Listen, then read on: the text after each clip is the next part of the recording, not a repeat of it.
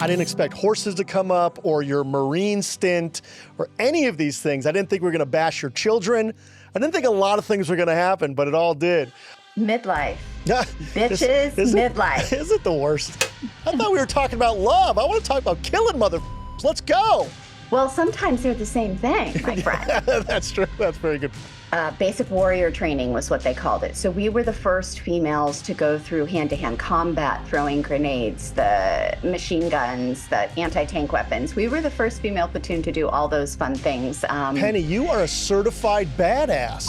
My husband and I we hit a wall and it was ugly. First responders have a 75% divorce rate. Wow. Yeah. While in therapy, this therapist calls my husband an asshole. Epic fail. I'll tell you, like, I'm halfway up this mountain and I'm like, F you. That's awesome. Like, I am miserable. I'm turning around. Therapy didn't work, but you guys are still Therapy together, so you figured something out. What'd you figure out? I learned so much during that time in that course. I was like, I have got to teach people this. This is life-changing.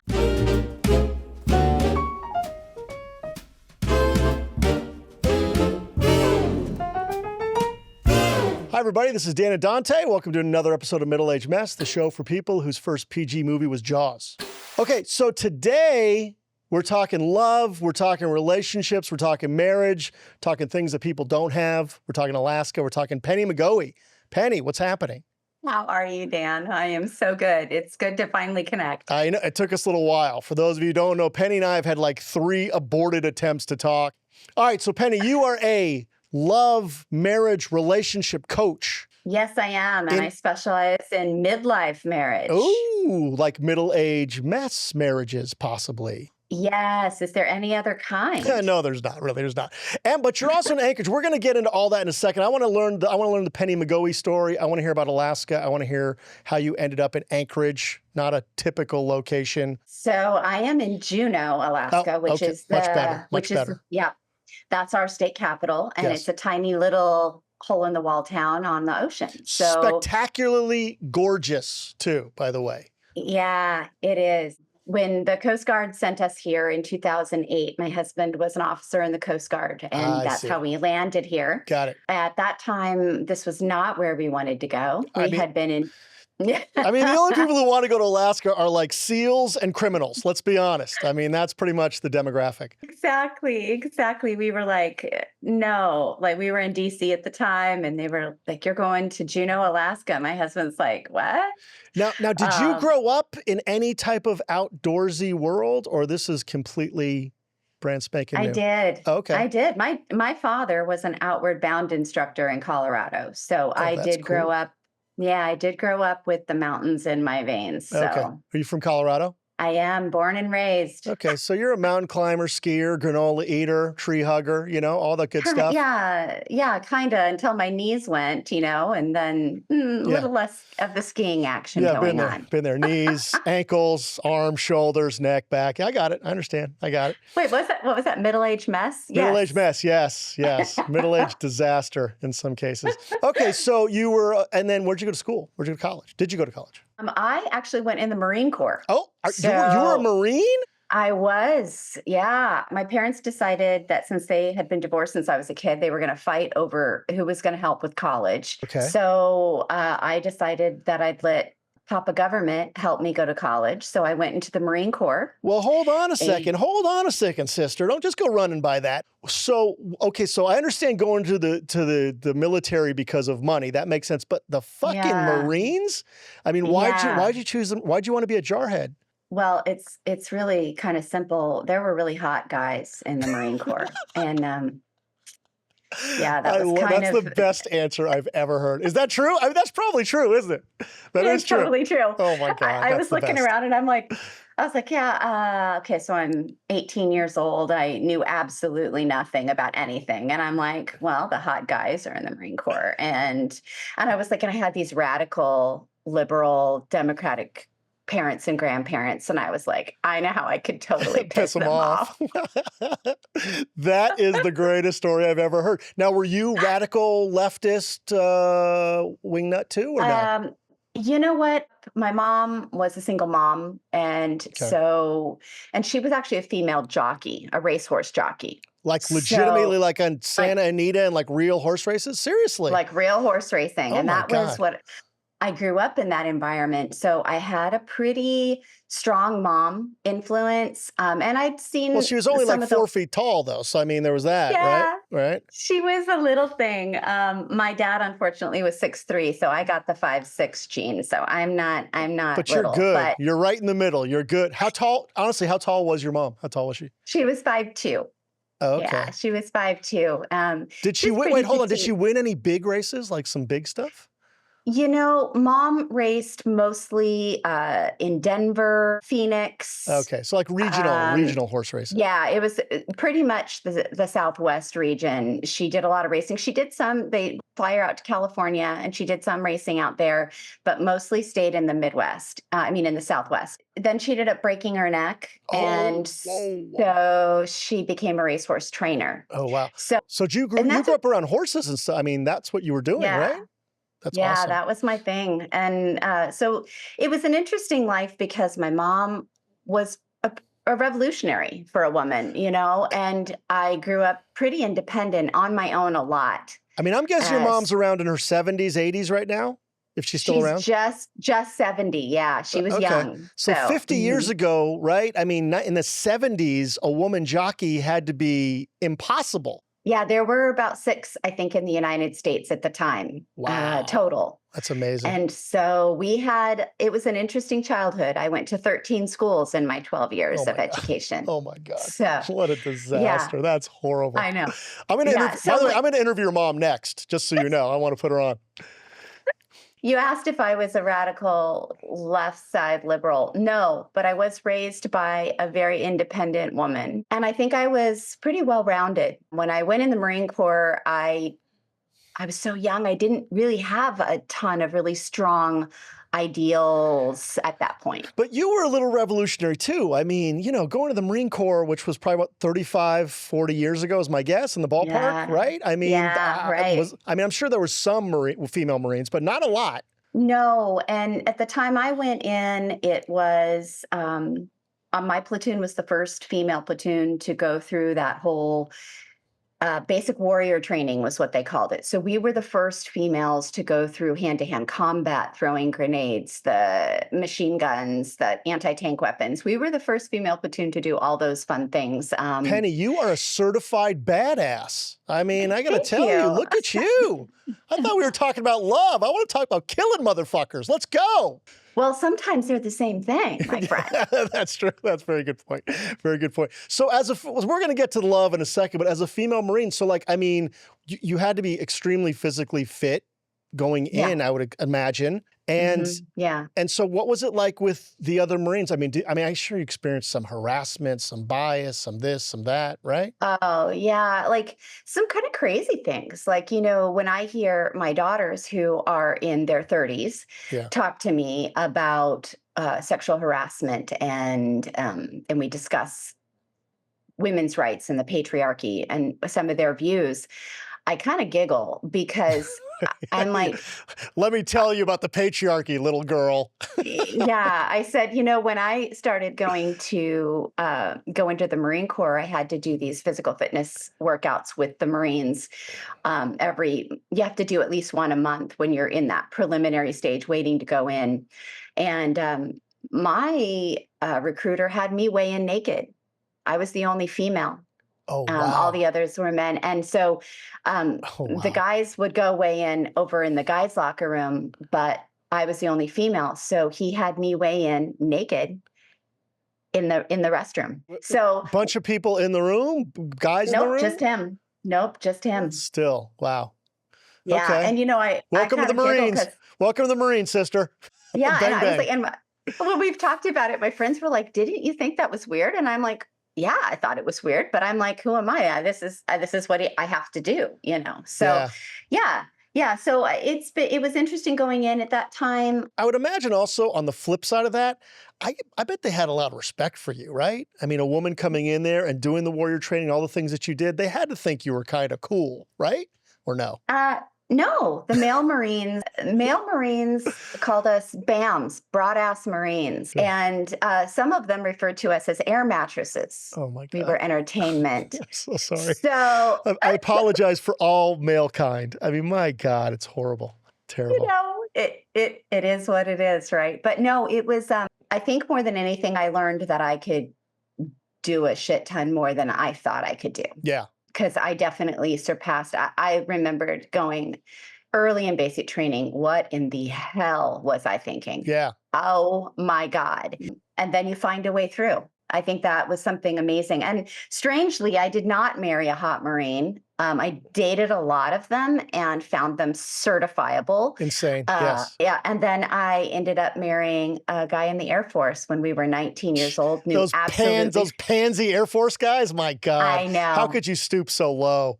Terrible. I know. And then 5 kids later, and he ended up finally switching over to the Coast Guard. And lo and behold, we're 35 years into this marriage thing. That's amazing. Well, before we get there, I just want to ask a few more questions about the Marines because I'm fascinated by it. So how long were you in the Marines for? For 2 years or 3 years? Yep. I just did 2 years, and then I would have stayed in, but my husband and I got pregnant, and the closest they could get us stationed together was me at Cherry Point, North Carolina, and my husband in Washington, D.C. And sure, 1,000 miles? Yeah, no problem. Easy.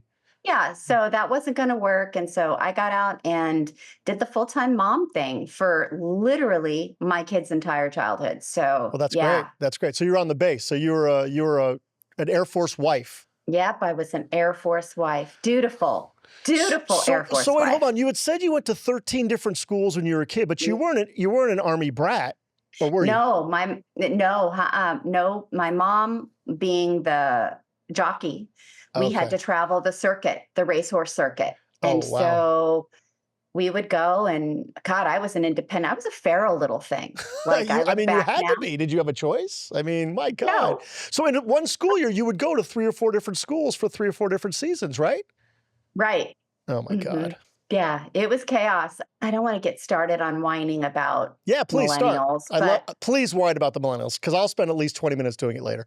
All right. There's just this thing of rehashing everything. It's almost like I feel my kids are going to be so pissed. I may not tell them about this podcast, but I feel like they have created a community around their victimization. 100,000%. You're right on the money.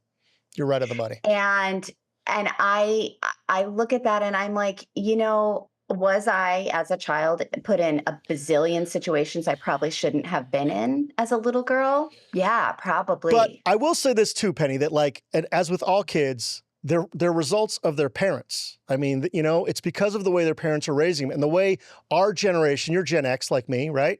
Yeah. Mm-hmm. Okay. A Gen X, we are raising our kids to be the biggest bunch of pussies since the Air Force. I mean, it's just, that's what, sorry, hubby. I apologize.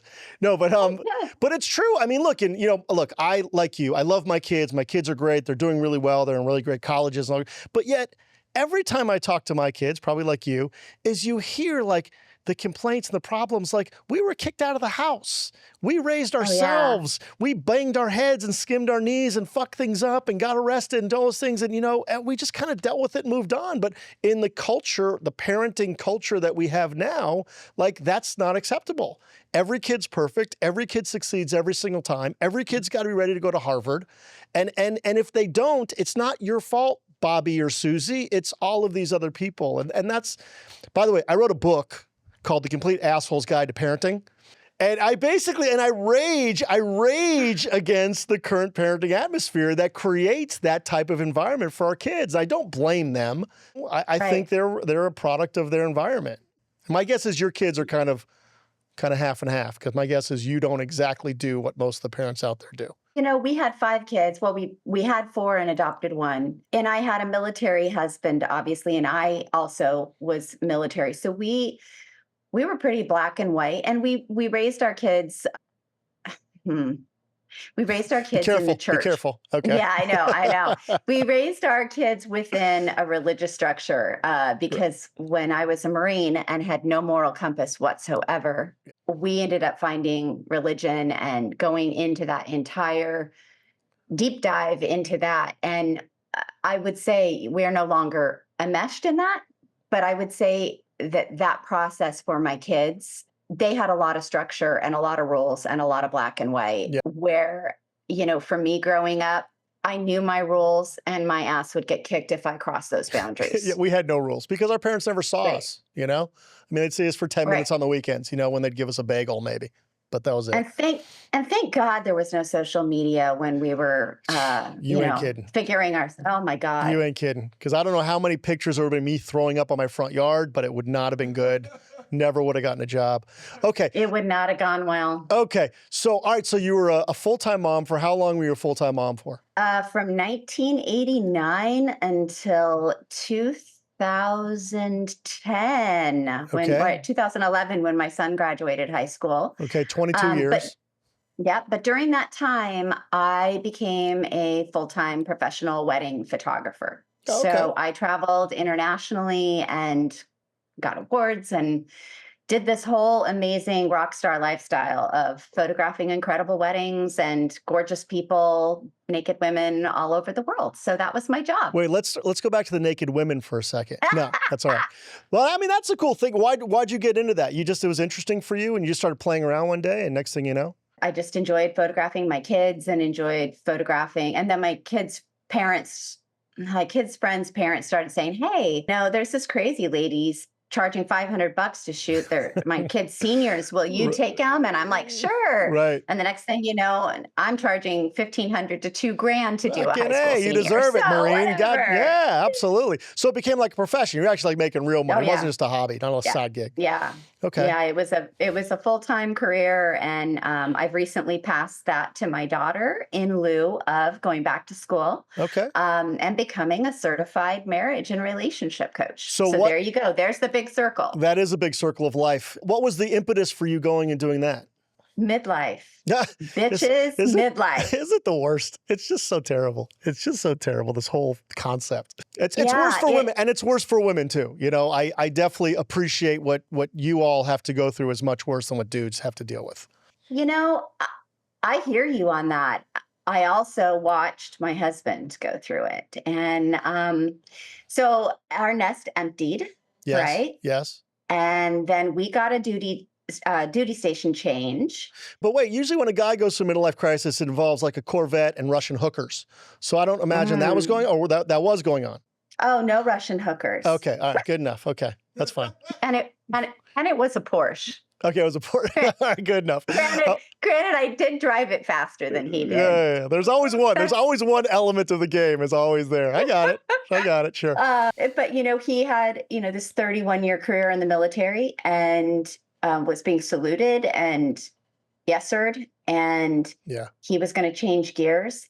It rocked his boat. Yeah. And my empty nest process and dealing with young adults that really felt like we fucked up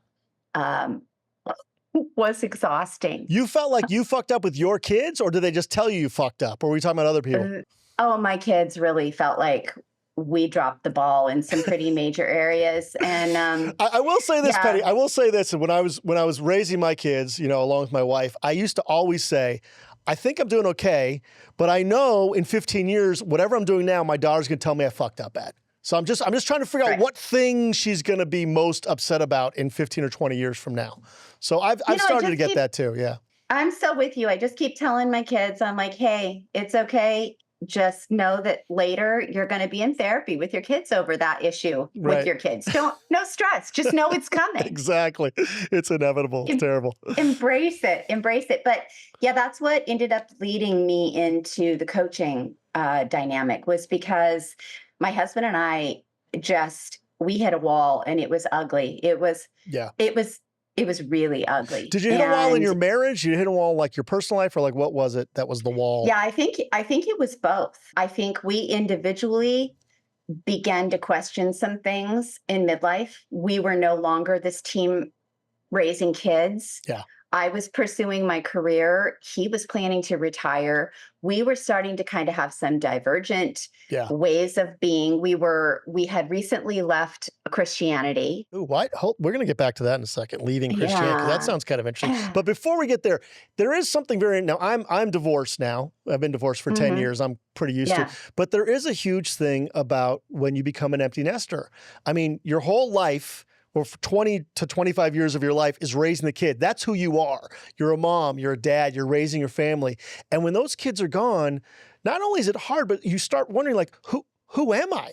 Like, if I'm not a mom or if I'm not a dad, like, who am I? And like the process of reevaluating who you are as a person usually takes a big toll on every relationship in your life.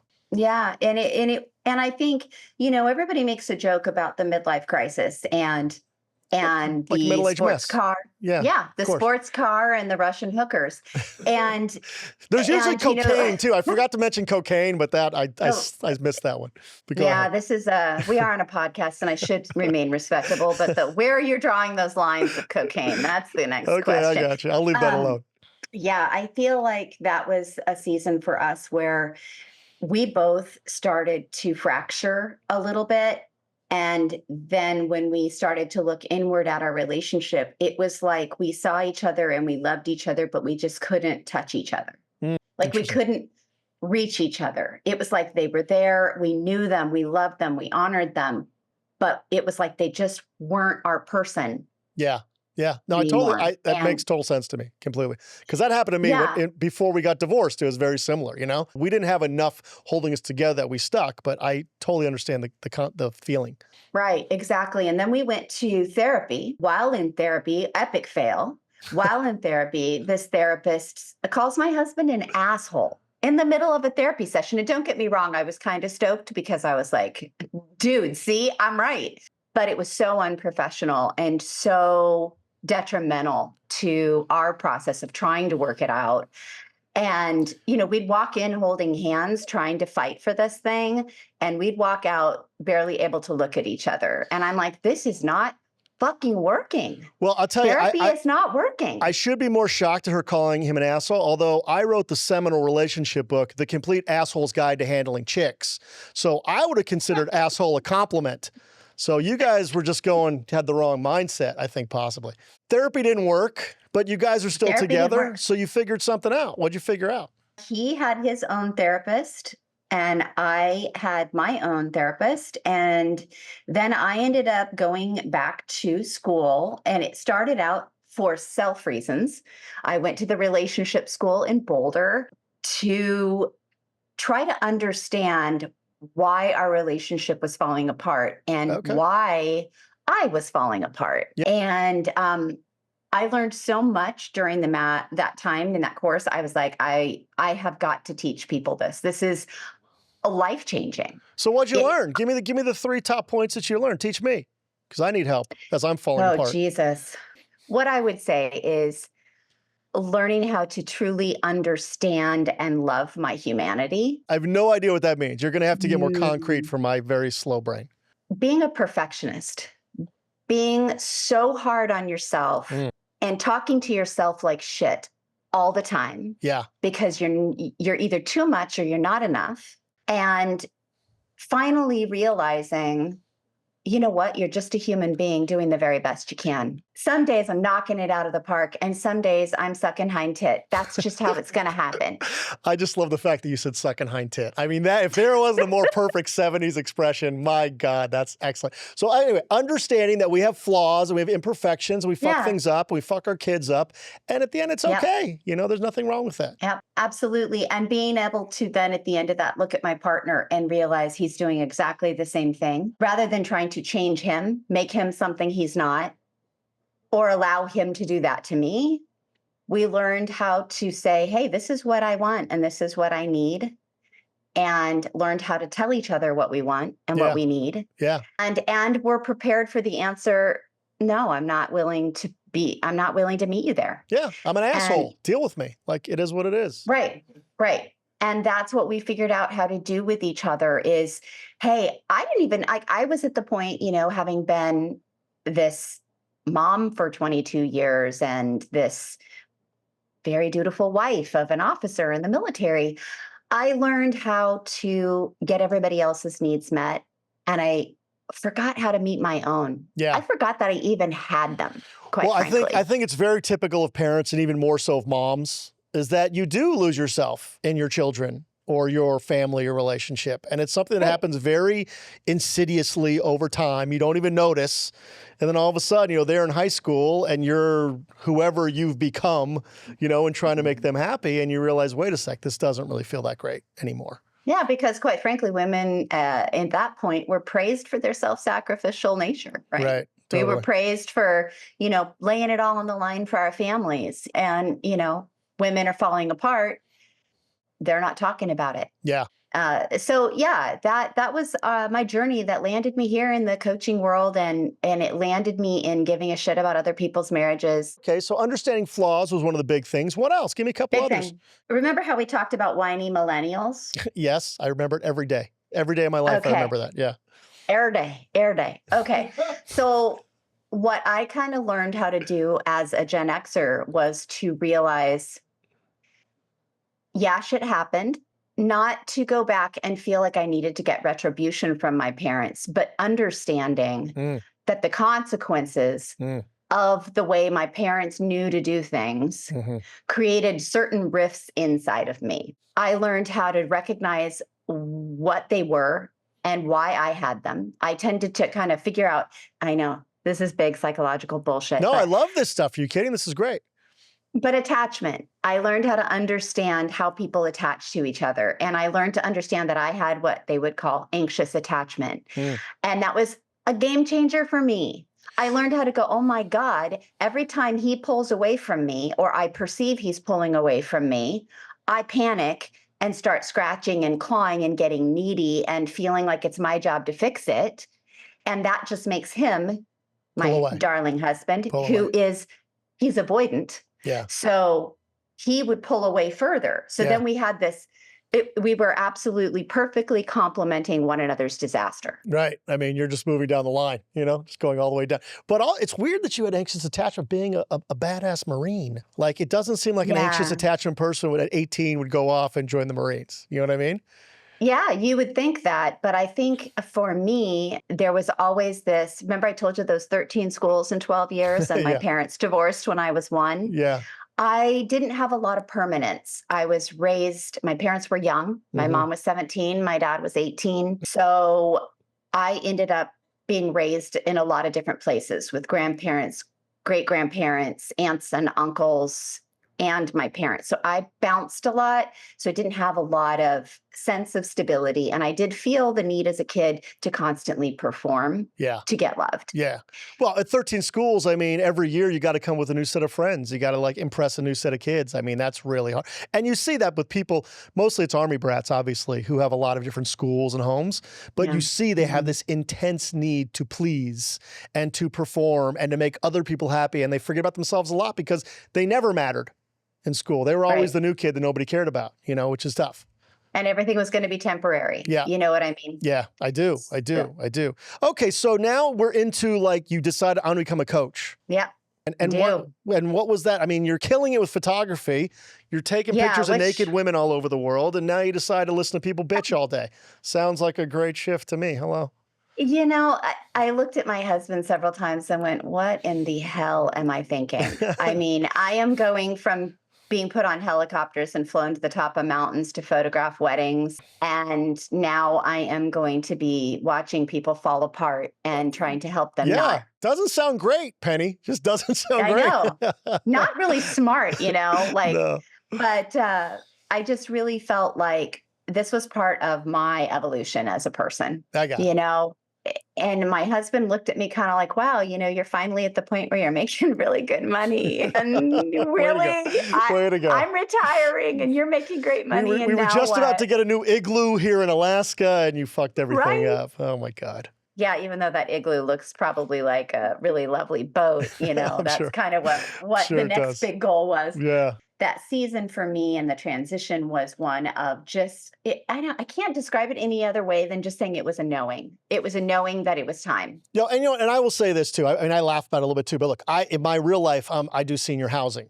and I'm helping seniors hopefully live their best lives. And there's nothing in the world that feels better than when you've truly helped somebody else. I don't care how much money, how many boats, how many nice igloos, how many, salmon you've caught that month. Helping other people feels amazing. And once you get a little taste of it, which I'm sure you did kind of at the beginning, helping friends or helping relatives or whatever, you said, you know what, this really means a lot. This feels very good, is my guess. Yeah.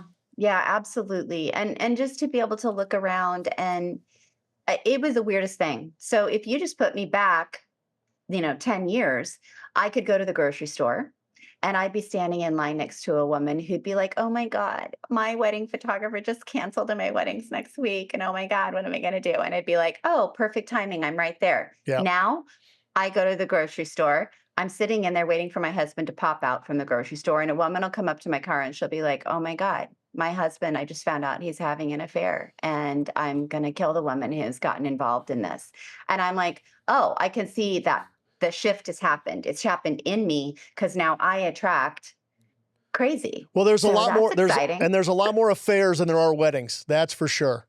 Well, they're saying the statistics around 50% of At least. marriages experience infidelity. And I think that's a conservative estimate Yeah. because with, we live in a time where there's this propensity. We have apps on our phone that are designed to hide images, that are designed to create secret communication. How really difficult it is to not get involved. No, and in let me one. tell you, and it's also the ease of, to find other people. Look, 20, 30 years ago when we were young, you had to go to a bar to meet people. That was Friday and Saturday night. Exactly. Maybe you meet one or two. Now you can be sitting in your bedroom and meet 1,000 people in a day on the apps. It's like, it's almost impossible not to be tempted and find people that, might not be good for you. Well, exactly. Or, the one that got away. Right. God, they're right there on Facebook. Exactly. And their pictures look great, even though they've gained 70 pounds and have no more hair. Okay. Right, exactly. So who's your demographic? Like, who are the people you're helping these days? Generally between 35 and 60. And I'm working with a lot of women and a lot of couples that are starting to navigate that whole thing of, wait a second, we're starting to lose something Right. that we thought was solid. And is it too late? And is there a way to get this back? Is there a way to fight for this? Okay. And You kind of specialize in that kind of middle-agey, do. empty nesty type of thing, which I don't find too many of that. Yeah. Yeah, I do specialize in midlife. I also help first responder marriages. I go into the fire. My husband is a volunteer firefighter as well. So I go into the fire department and do marriage workshops. And I have friends who are ex-Navy SEALs that we've talked about doing, retreats and workshops for our first responders and military to help those marriages because they end at about a 75% rate. First responders have a 75% divorce rate. Wow. Yeah, it's pretty hairy. I mean, that's a tough life. That's a tough life. I mean, in all aspects. Right. Exactly. And, when we as individuals are feeling overwhelmed and stressed and not knowing how to process, it's going to hit the marriage. It's going to hit the partnership. Yeah. And so, okay, so talk to me about the kind of people, like what are the things that you're doing with people? Like, how are you helping people? What are the things that you are seeing over and over again? And what are some of the solutions you're providing? Just give me kind of an overall. So I provide coaching virtually. So I work with couples individually, but I also have group programs that I offer to walk many couples through things at the same time. I have annual retreats. They're a little bougie. Nice. So, it's my kind of retreat. Sign me up. I'm in. Yeah. So I want couples to be able to come and actually enjoy one another, feel pampered, feel sexy, have fun, learn something, maybe make some friends, and feel like they're not alone in the world. Are the retreats happening in Alaska? Sometimes. So what I do is I kind of see where I have a demographic of people, and Sedona, Arizona, nice. Breckenridge, Colorado. Shit, you are bougie, Penny. You are definitely bougie. I like it. Well, I feel like, going down to the Motel 6 for a retreat just doesn't really resonate. It's not the same. Of course, if you're in Breckenridge, I mean, every person there sees a million hot people at the supermarket. I mean, I don't know how conducive it is to staying with your partner, but still. Yeah, You got to just, I think that whole process is, my husband and I have talked about it. We're very opposite. And I think most couples, they have these beautiful areas of overlap, but there's also there's a way that you have this magnetic push and pull with somebody. Yeah. That is what causes the attraction, honestly. So most couples don't come together like, oh my God, we're so totally the same. We love the same things. We hate the same things. We kind of are more in an environment where, why the hell does he think like that? Where in the beginning, it's kind of hot, it's mysterious, it's a turn on. Yeah. Well, years down the line, it's, what the hell is wrong with you? Yeah, everything that was good during dating after dealing with for 35 fucking years becomes a nightmare. Let's be honest, Got to recreate everything. Right. So we just kind of have learned how to, it's going to sound so cliche, to truly love each other for who we are as individuals. Right. It's like my husband and I just went and we hiked up a mountain on Saturday, and my husband's ridiculously fit. Right. And I hate him already. I hate him, and I hate his Porsche. I know. We sold the Porsche. Okay, good. Good. It went into the sacrificial offering. That's good. Bought a minivan. No, a Volvo cross country. Oh, that's Thank even you. worse. That'd help you. Oh, I know. But what we ended up doing is going up this mountain, right? And he's fit, and I'm getting fit. Okay, fit-ish. It's a personal goal. I'm fit-ish. Fit adjacent. Oh God, I have so many funny things to say right now. I'm just going to hold those in. They're all good. You can throw them all out here. That's fine. I'm good with it. I'll tell you, like, I'm halfway up this mountain and I'm like, fuck you.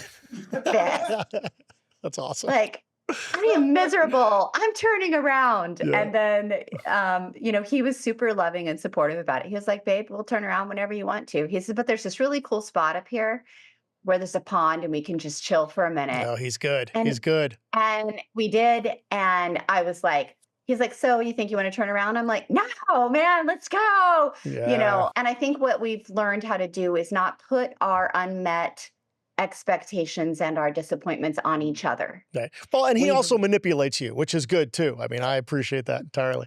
There's a willingness to the deception. But yeah, I think it's just a process of being able to say, you know what, I'm responsible for my own shit. Yes. So when you were asking like what I learned, yeah, embrace my humanity. Yeah, understand how I came to be the way I am. But also being like, I'm responsible for my own shit. The good and the bad. Yeah. He isn't the hero that makes me wonderful. And he also isn't the demon that makes my life suck. Well, it's a great way to live a life for sure. I'll tell you, this podcast has gone way off the rails. I was expecting to talk about Alaska. I was expecting to talk about, I didn't expect horses to come up or your Marine stint or any of these things. I didn't think we were going to bash your children. I didn't think a lot of things were going to happen, but it all did. Where can people find you, Penny? You can find me on my website, which is Rooted and Risen Coaching. And you can find me on Instagram, LinkedIn, Facebook, all at Rooted and Risen Coaching. And I would absolutely love to meet some of your listeners, talk with them, learn their stories anytime. Well, I might be calling you myself, Penny. Let's be honest here. I need a lot of help too. Anytime, Dan, anytime. Well, this was a lot of fun. Penny, I may have you back on because I want to hear about Alaska. I want to hear about some other stuff too. So I'm going to do a part 2 on this one.